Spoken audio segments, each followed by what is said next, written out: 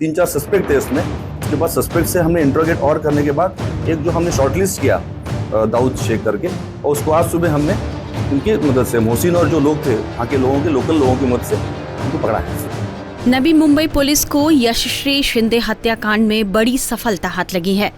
Police ने हत्या के मुख्य आरोपी दाऊद को कर्नाटक के गुलबर्गा जिले के शाहपुर से गिरफ्तार कर लिया है। नवी मुंबई के उरन इलाके में पिछले दिनों यशश्री शिंदे नाम की एक युवती की दर्दनाक तरीके से हत्या कर दी गई थी। यशश्री 25 जुलाई से लापता थी, जिसके बाद उनके पिता ने उसकी गुमशुदगी की रिपोर्ट दर्ज कराई। उसकी तलाश जारी थी, लेकिन दूसरे ही दिन उरन तहसील के कोटनाका में सुनसान सड़क पर उसकी लाश मिली।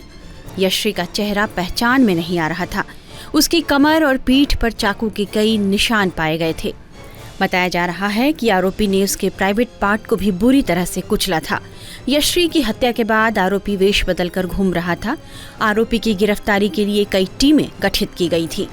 25 तारीख को जो मयत है उसकी पिताजी ने मिसिंग दाखिल की थी, और उसके बाद शुक्रवार लेट इवनिंग को हमें उसका मयत जो है विक्टिम है उसकी डेड बॉडी मिली, और शनिवार को हमने अर्ली मॉर्निंग में FIR रजिस्टर किया था मर्डर का, और गुरुवार से ही हम उसके ट्रैक पे थे।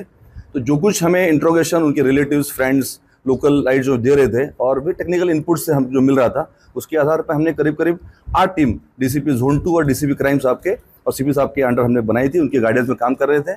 तो इनपुट्स हम मिलने के बाद हमें जो लगा, जो अनुभव से और एनालिसिस से, कि ये कर्नाटक में होने की संभावना है, तो उसके तहत हमने 2 टीम, बेंगलोर में 2 टीम और जो यादगीर जिला है शाहपुर तालुका, वहाँ पे 2 टीम हमारी कार्यरत थी, और 3-4 सस्पेक्ट थे इसमें, जो आपने बताया अभी मोहसिन वगैरह। पर उसके बाद सस्पेक्ट से हमने इंट्रोगेट और करने के बाद एक जो हमने शॉर्टलिस्ट किया दाऊद शेख करके, और उसको आज सुबह हमने उनकी मदद से, मोहसिन और जो लोग थे वहाँ के लोगों के, लोकल लोगों की मदद से उनको पकड़ा है।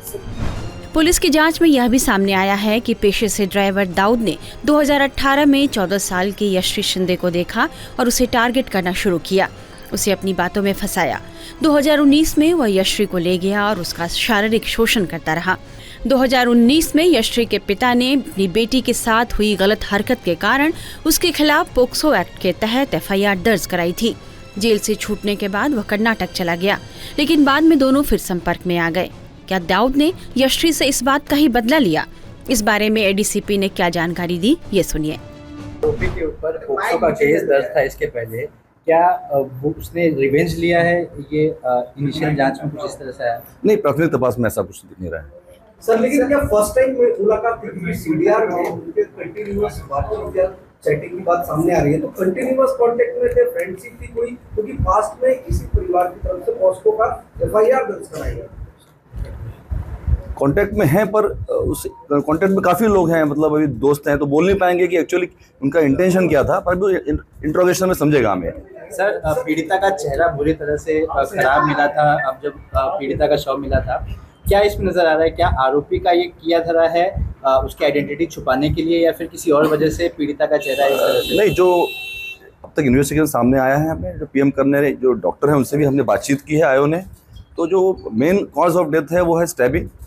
और जो चेहरे की बात आप कर रहे हैं, हमें शंका है कि वो हो सकता है कि जंगली जो प्राणी होते हैं, जो वो कुत्ते वगैरह होते हैं, तो होने की संभावना है। वो PM रिपोर्ट आने के बाद आज वो क्लियर हो पाएगा। पुलिस आखिर दाऊद तक कैसे पहुंची, इस बारे में जानकारी दे रहे हैं मुंबई से हमारे संवाददाता राकेश त्रिवेदी। देखिए, सबसे बड़ी लीड थी वो पहली CCTV फुटेज जो हम नवभारत पर जो है टाइम्स ऑफ नवभारत पर अपने दर्शकों को दिखा गए। इस CCTV फुटेज में यशश्री जो है फोन पर बात करते हुए नजर आती है।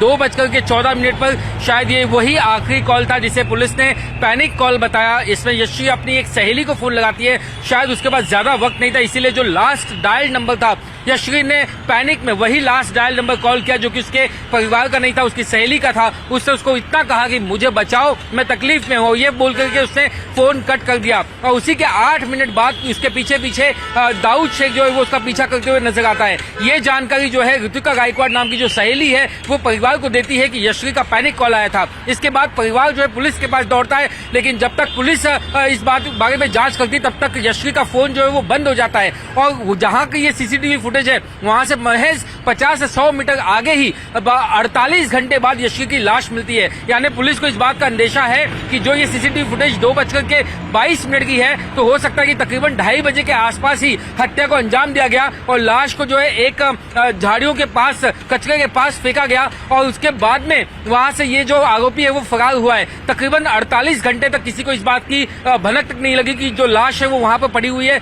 और 27 तारीख की देर रात को जो उस लाश को किसी ने नोटिस किया और पुलिस को जानकारी मिली। तब तक जो दूसरी लीड है जब वो चेक की गई तो उगन रेलवे स्टेशन पर सीसीटीवी फुटेज मिला दाऊद शेख का और उसके बाद उसको ट्रेस किया जाने लगा। कई सारे जो दूसरे टेक्निकल एविडेंस थे जब वो ट्रेस किए जाने लगे तो उसकी एक लोकेशन गुलबर्गा कर्नाटका में पाई गई और उसके बाद नवी मुंबई से जो क्राइम ब्रांच की टीम है उसे रवाना किया गया कर्नाटक के लिए और आखिरकार वहां पर भी वो बहुत ही शातिर तरीके से छुपा हुआ था, अपना भेष बदल रखा था, वो किसी को ड्राइवर ना लगे इसीलिए वो जीन्स टी शर्ट और कैप पहन करके वो घूम रहा था। लेकिन क्राइम ब्रांच की टीम ने उसे खोज निकाला और उसे हिरासत में लिया और उसके बाद में उसे गिरफ्तार किया। तो इस तरीके से जो है दाऊद शेख तक नवी मुंबई पुलिस पहुंची और ये जो टाइमलाइन है ये बहुत इंपॉर्टेंट थी कि आखिर उसने हत्या किस तरीके से की। बेटी की मौत ने यश्वी के माता पिता को तोड़ कर रख दिया है। इस परिवार पर मानो दुख का पहाड़ टूट पड़ा है। पिता ने आरोपी के खिलाफ कड़ी कार्रवाई की मांग की है। मैं तो चाहूंगा कि उसको मेरे उरन के जो है बहन मेरी लड़कियां उनके हवाले करो या फिर तेलंगाना में जैसा इनकाउंटर हुआ था वैसा उसका इनकाउंटर करो। यश्वी तस्वीरों में जितनी खूबसूरत लग रही है उतनी ही बेरहमी से दाऊद ने उसकी जिंदगी छीन ली। यश्वी को दाऊद ने किस कदर बेरहमी से मारा और यश्वी की लाश कहां और कैसे बरामद हुई ये जानिए। 20 साल की यशस्वी शिंदे की हत्या ने पूरे शहर को हिला करके रख दिया है। जिस तरीके से, जितनी निर्मम तरीके से उसकी हत्या की गई, इससे किसी की भी रूह कांप उठेगी। मैं इस वक्त नवी मुंबई के उगन में उसी स्पॉट पर मौजूद हूं जहां पर यशस्वी शिंदे की लाश मिली।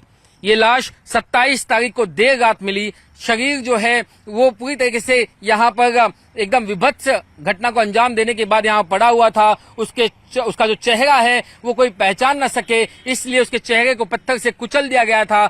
यहाँ तक कि उसके पेट और पीठ पर किसी धारदार हथियार से जख्म के निशान थे। उसके प्राइवेट पार्ट्स पर भी चाकू या किसी धारदार हथियार के निशान थे। इस तरीके से जो है बड़ी ही निर्मम तरीके से उसको मौत के घाट उतारा गया। आखिर कोई इतना हैवान कैसे हो सकता है, यही सवाल सबके मन में है। नवी मुंबई में यश्वी शिंदे की हत्या के बाद लोगों में आक्रोश है तो महाराष्ट्र बीजेपी की नेता किरीट सोमैया ने यश्वी के माता पिता से मुलाकात के बाद राज्य में लव जिहाद के खिलाफ कानून लाने की मांग उठाई है। अभी हमने मेरे स्थानिक विधायक मित्र महेश बाल्दी के साथ में यशस्वी शिंदे के परिवार से मुलाकात की। उनकी माताजी, पिताजी और रिश्तेदारों को हमने वचन दिया है बहुत ही जल्दी जो भी आरोपी हो, फिर वो मोहम्मद दाऊद शेख हो, उनके सहयोगी हो, उनको गिरफ्तार किया जाएगा और शेड्यूल कास्ट एक्ट के अंतर्गत एट्रोसिटी एक्ट भी लागू किया जाएगा। 3 महीने पहले इसी जगह पर, यहां से नजदीक में, इसी प्रकार से मानकुर्द की 27 साल की पूनम क्षीरसागर को इसी प्रकार से फंसाया गया था, भगाया गया था और फिर ऐसी हत्या यहां पर ही हुई थी। उरण एरिया में उनको गिरफ्तार किया गया। आज भी वो जेल में बंद है। ये एक प्रकार की लव जिहाद की जितनी भी घटनाएं होती है, प्रेम करना उसके ऊपर हमारी कोई बात नहीं है, लेकिन प्रेम का नाटक करना, उनको फंसाना, उनको भगाना, एक्सप्लॉइट करना और फिर छोड़ देना, और अगर वो लड़की जिद करती है तो उनकी हत्या करना, ये लव जिहाद के खिलाफ जल्द से जल्द एकनाथ शिंदे और देवेंद्र फडणवीस ने कानून सरकार ने लाना चाहिए। ऐसे पुनः एक बार मैं मांग करता हूँ। यश्वी शिंदे ने कॉमर्स से पढ़ाई की थी और एक निजी कंपनी में डेटा एंट्री ऑपरेटर के तौर पर काम कर रही थी। यश्वी की लाश का जब पोस्टमार्टम हुआ तो उसका हाल देखकर डॉक्टर्स की रूह कांप गई थी। यश्वी के प्राइवेट पार्ट को बुरी तरह कुचला गया था। शरीर पर कई वार किए गए थे। हत्यारे का खुलासा हुआ तो सब हिल गए। यह हत्या किसी और ने नहीं बल्कि दाऊद शेख नाम के शख्स ने की थी, जो अब पुलिस की गिरफ्त में आ चुका है। टाइम्स नाउ नव भारत डिजिटल की रिपोर्ट।